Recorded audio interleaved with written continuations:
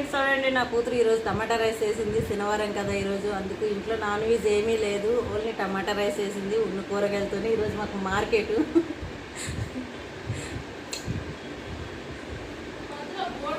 అందుకే కొంచెం కొంచెం ముందు అన్ని కలిపేసి 4 టమాటాలు వేసేసి ఇగో రైస్ వేసింది. ఇంత కూర ఏం లేదు, అలాగే తినాలి.